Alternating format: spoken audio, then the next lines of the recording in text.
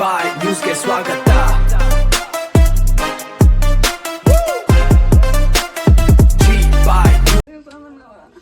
ಮಕ್ಕಳನ್ನೆಲ್ಲ ಕಲಿಸ್ತೀನಿ. ನಮ್ಮನೆ ತಲೆ ಬಿಟ್ರೆ ನಾವೆಲ್ಲ ಅವ್ರು ಇವ್ರು 20 ವರ್ಷದಿಂದ ಇದ್ದಾರೆ ಸರ್. ಇವ್ರಿಗೆ ಎಲ್ಲಿ ಜಾಗ ಇಲ್ಲ, ಒಂಚೂರು ಕೂಡ ಜಾಗ ಇಲ್ಲ.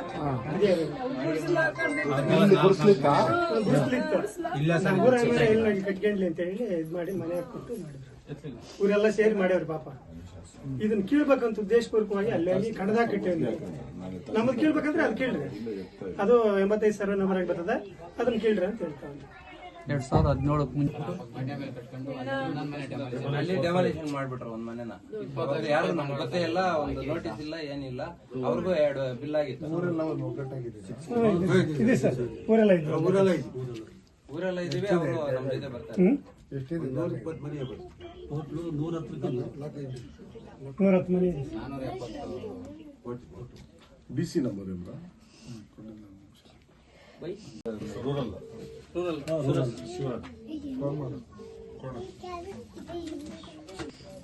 ಈ ಊರು ಕೆಂಪದೇನಹಳ್ಳಿ. ಇದು ಏನು ಶಿವರ ಮನೆ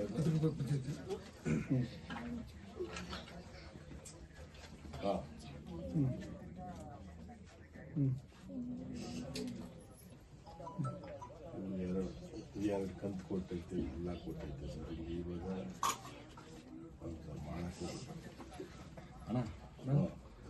ಊರಲ್ಲಿ ಹಂಗೆ ಹಿಂಗಾಗಿ ಯಾವನ ಕೆಲ್ಸಕ್ಕೆ ಬರ್ದಿದ್ದನು ಇವ್ರ ಹತ್ರ ಜೊತೆನಾಗ ಚೆನ್ನಾಗಿದ್ದು. ಇವಾಗ ಏನೋ ಇವ್ರಿಗೆ ಜಗಳ ಅನ್ನೋ ಲೆಕ್ಕಾಚಾರದಲ್ಲಿ ಬಂದಾಗ ಇನ್ನು ಮೊದ್ಲಿಂದ ಗುಡಿಸ್ಲಿದೆ.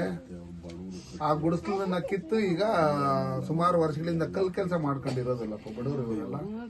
ಪಂಚಾಯತಿನಲ್ಲಿ ಗ್ರಾಮ ಸಭೆಯಲ್ಲಿ ಫಿಕ್ಸ್ ಆಗಿ ಎಲ್ಲ ಇದಾಗಿ ಇವ್ರಿಗೆಲ್ಲ ಮನೆ ಕೊಡಬೇಕು ಅಂತ ಹೇಳ್ಬಿಟ್ಟು ಹೇಳಿ ಇದೆಲ್ಲ ಇದಾಗಿ ಅವ್ರಿಗೆ 2 ಕಂತು ದುಡ್ಡು ಕೊಟ್ಟು ಮತ್ತೆ ಡೆಮೊಲೇಷನ್ ಮಾಡಕ್ ಬಂದ್ರಪ್ಪ. ದಯವಿಟ್ಟು ಹಂಗೆಲ್ಲ ಇದ್ ಮಾಡಕ್ ಹೋಗ್ಬಿಡಿ. ಇದು ಯಾಕಂದ್ರೆ ಸರೋಗಲ್ಲ, ನಾವು ಹಿಂಗೆಲ್ಲ ಬಿಡಕ್ ಬರಲ್ಲ. ಸರ್ಕಾರಿ ಜಾಗದಲ್ಲಿ ಮನೆಗಳು ಕಟ್ಕೊಂಡಿದೀರಿ, ಇನ್ನೇನು MLA ಅವರು ಲೇಔಟ್ ಅಲ್ಲಿ ಬಂದ್ ಮನೆಗಳು ಕಟ್ಕೊಬೇಕೇನು?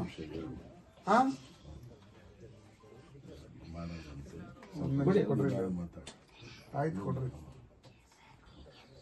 ನಮಸ್ಕಾರ. ಏನ್ ಸರ್?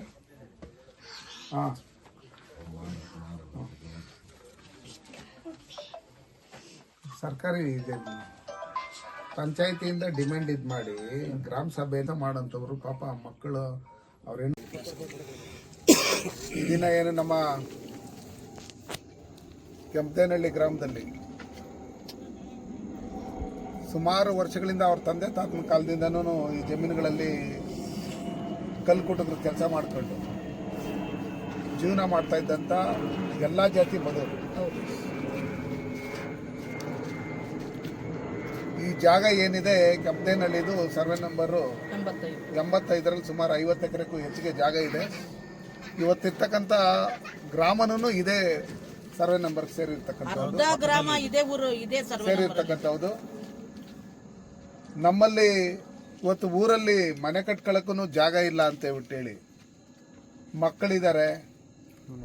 3-4 ಜನ ಮಕ್ಕಳು ಬೆಳೆದು ನಿಂತಿರ್ತಕ್ಕಂಥ ಮಕ್ಕಳಿಗೆ ಮದುವೆ ಮಾಡಬೇಕು, ಸೊಸೆ ಬರ್ತಾರೆ, ಚಿಕ್ಕದಾಗೈತೆ ಮನೆ. ಸರ್ಕಾರ ನೆತ್ತಿಗೊಂದು ಸೂರು ಕೊಡಬೇಕು. ಎಲ್ಲೆಲ್ಲಿ ಸೈಟ್ ಇಲ್ದೇ ಇರ್ತಕ್ಕಂಥವ್ರು ಇದ್ದಾರೋ ಅವ್ರಿಗೆ ಯಾರೋ ಬಿಲ್ಡರು, ಯಾರ್ಯಾರು ಕುಳುಗಳು ಮತ್ತು ಯಾರ್ಯಾರು ರಿಯಲ್ ಎಸ್ಟೇಟ್ ಮಾಫಿಯಾದವ್ರು ಇದ್ದಾರೆ ಅವ್ರಿಗೆ ಜಮೀನು ಕೊಡೋದನ್ನ ಬಿಟ್ಟು 94C ಅಲ್ಲಿ ಪಂಚಾಯತಿಗಳಲ್ಲಿ ಯಾರ್ಯಾರು ಅರ್ಜಿಗಳು ಹಾಕ್ಕೊಂಡಿದ್ದಾರೆ, ಯಾರ್ಯಾರು ಮನೆಗಳು ಕಟ್ಕೊಂಡಿದ್ದಾರೆ, ಯಾರ್ಯಾರು ಗುಡಿಸ್ಗಳು ಹಾಕ್ಕೊಂಡಿದ್ದಾರೆ ಅವ್ರಿಗೆ ಪತ್ರಗಳನ್ನು ಮಾಡಿಕೊಟ್ಟು ಅವ್ರಿಗೆ ಮನೆಗಳು ಕಟ್ಕೊಡೋದಕ್ಕೆ ಪ್ರಧಾನಮಂತ್ರಿ ಆವಾಸ್ ಯೋಜನೆ ಇರ್ಬೋದು, ಬೇರೆ ಬೇರೆ ಯೋಜನೆಗಳಲ್ಲಿ ಅನುಕೂಲ ಮಾಡಿಕೊಡ್ಬೇಕಂತೇಳಿ ಗ್ರಾಮಸ್ಥರೆಲ್ಲ ಒಟ್ಟಿಗೆ ಸೇರ್ಕೊಂಡು ಈ ಮನೆಗಳು ಕಟ್ಟಿರೋದು ನಮ್ಗೇನು ಅಬ್ಜೆಕ್ಷನ್ ಇಲ್ಲ. ನಾವೆಲ್ಲರೂ ಒಪ್ಕೊಂಡೆ ಇಲ್ಲಿ ಗ್ರಾಮ ಪಂಚಾಯತಿ ಮೆಂಬರ್ಗಳಾಗಿದ್ದಾಗ ಇವರಿಗೆಲ್ಲ ನಾವು ಕೊಟ್ಟಿದ್ದೀರಿ ಅಂತ ಹೇಳಿದಂಥ ಸಂದರ್ಭದಲ್ಲಿ ಅಂಥ ಮನೆಗಳನ್ನ ಒಕ್ಕಲೆಪ್ಸೋದಕ್ಕೆ ಇವತ್ತು ಓಟಲ್ಲಿ ಎಲೆಕ್ಷನಲ್ಲಿ ಗೆಲ್ಲೋದಕ್ಕೆ ಮಾತ್ರ ಈ ಬಡವರು ಓಟ್ ಬೇಕು. ಇವತ್ತು ನಮ್ಮ ವೇಣುಗೋಪಾಲ್ ಅಣ್ಣವ್ರು ಇರ್ಬೋದು, ರಾಮಂಜಕ್ನವ್ರು ಇರ್ಬೋದು, ಎಲ್ಲ ನಮ್ಮ ದಲಿತ ಸಂಘಟನೆ ಎಲ್ಲ ಮುಖಂಡರುಗಳು ಇವತ್ತೇನು ಎಲ್ಲ ನಮ್ಮ ಪಕ್ಷಾತೀತವಾಗಿ ಜಾತ್ಯತೀತವಾಗಿ ಎಲ್ಲರೂ ಇಲ್ಲಿ ಇದು ಬಡವ್ರ ಪರವಾಗಿ ನಿಂತಿದ್ದಾರೆ. ಇದನ್ನ ನೋಡಿ ನಾಚಿಕೆ ಆಗಬೇಕು ಸರ್ಕಾರಕ್ಕೆ. ಅಂಬೇಡ್ಕರ್ ಹೆಸರು ಹೇಳ್ಕೊಂಡು, ದಲಿತರ ಹೆಸರು ಹೇಳ್ಕೊಂಡು, ಬಡವರ ಹೆಸರು ಹೇಳ್ಕೊಂಡು ರಾಜಕಾರಣಕ್ಕೆ ಬಂದು ಶಾಸಕರುಗಳಾಗಿ, ಮಂತ್ರಿಗಳಾಗಿ, ಮುಖ್ಯಮಂತ್ರಿಗಳಾಗಿ ನಿಮ್ಗೆ ಯಾರು ವೋಟ್ ಹಾಕಿದ್ರು ಅವ್ರನ್ನೇ ನೀವು ಒಕ್ಲಿಪ್ಸಂತ ಕೆಲಸಗಳನ್ನ ಕೂಲಿ ನಾಲಿ ಮಾಡಿ ಕೆಲಸ ಮಾಡ್ಕೊಂಡು, ಬೆಂಗಳೂರಲ್ಲಿ ಹೋಗಿ ಮನೆ ಕೆಲಸ ಮಾಡ್ಕೊಂಡು, ಗಾರೆ ಕೆಲಸ ಮಾಡ್ಕೊಂಡು, ತೋಟಗಳಲ್ಲಿ ಕೆಲಸ ಮಾಡ್ಕೊಂಡು, ಬಾತ್ರೂಮ್ ಪಿಟ್ಟುಗಳು ತೊಳೆದು ಕೂಡಿಕೊಂಡು ಚೀಟಿಗಳು ಪಾಟಿಗಳು ಹಾಕೊಂಡು ಇಕ್ಕೊಂಡಿದ್ದಂಥ ಹಣದಲ್ಲಿ ಮನೆಗಳನ್ನ ಕಟ್ಟಿದಂಥ ಸಂದರ್ಭದಲ್ಲಿ